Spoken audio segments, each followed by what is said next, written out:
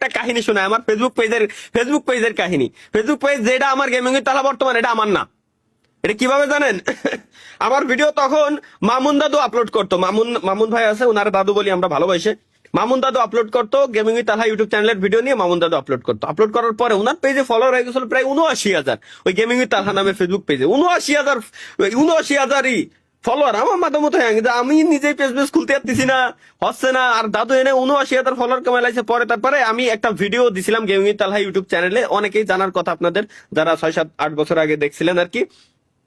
তো তখন আমি বলে দিছিলাম যে আমি একটা কোড লিখে মেসেজ করব ওই ফেসবুক পেজে, দয়া করে একটু উত্তর দিয়েন। ওই কোড লিখলেই মনে করবেন যে আমি মেসেজ দিছি, একটু উত্তর দিবেন। কারণ আমি জানতাম যে তখন আমি ভিডিও আপলোড করার সাথে সাথেই ওই চ্যানেলটা দেখতো মামুন দাদু, দেখে সাথে সাথে ডাউনলোড করে আপলোড দিয়ে দিত। তো আমি বলে দিছিলাম যে এটা লিখে আমি মেসেজ করব, মেসেজ করার পর অবশ্যই একটু উত্তর দিবেন, আপনার সঙ্গে কথা আছে। কারণ ওই পেজটা আমি কিনে নিতে চাইছিলাম তখন, সেই আমলের ঘটনা। দেন আমি ওটা লিখে মেসেজ করছি, সাথে সাথে রিপ্লাই দিয়েছে যে আসসালামু আলাইকুম দাদু, আপনার মোবাইল নাম্বারটা দেন। এরপরে আমি বললাম যে কি কয়, পরে মোবাইল নাম্বার দিলাম, সাথে সাথে আমার কল। আসসালামু আলাইকুম দাদু, আমি আপনার পেজের ভিডিও দিতাম, এখন আপনি যেহেতু বলছেন আপনার পেজ আপনি নিয়ে নেবেন, আমার এর উপরে কোনো দাবি নাই। আপনার আমানত আপনি কি হ্যাঁ আপনার আমানত, হ্যাঁ এটা বলছিল, আপনার আমানত আপনি ফেরত নিয়ে নেন। ভাই আমার মাথা হ্যাঁ, কি কয়, এত অদর ফলোয়ার বানাই ফেলাইছে একজন ব্যক্তি, সে কয় আপনার আমানত আপনি নিয়ে নেন। পরে তারপরে আমি ভাবলাম যে আসলেই তখন আমি না নিতেও মন চাচ্ছিল না। তখন একটা ব্যক্তি যখন এরকম ভাই মানে কোনো কথাবার্তা ছাড়া ডিরেক্ট সে আমার দিতে রাজি হয়েছে। সে আমার বলতেছিল যে ভাই আমি আপনার কন্ট্যাক্ট খুঁজতেছিলাম, কারণ আপনার আমানত আপনি নিয়ে নেন। কারণ দাদু সে সময় ওষুধের দোকান ছিল, ওষুধের, দাদুর ছেলে আছে আলহামদুলিল্লাহ অনেক বড় হয়ে গেছে। তো তারপরে হয়েছে কি, আমি আসলে আইডি দিলাম, আমার আইডিতে দাদু আমার পেজের অ্যাক্সেস দিয়ে দিল। সাথে আমি ওনারা বললাম যে ইনকাম যা হবে তার 50% আপনি নিয়েন, 50% আমি নেবো। কয় দাদু কয় না, আমার ১ টাকাও লাগবে না, ১ টাকাও লাগবে না। এখন মাথা মতো হ্যাং, সে ১ টাকাও নিবে না, পেজের থেকে তো অনেক টাকা ইনকাম হওয়ার কথা, সে ১ টাকাও কেন নিবে না?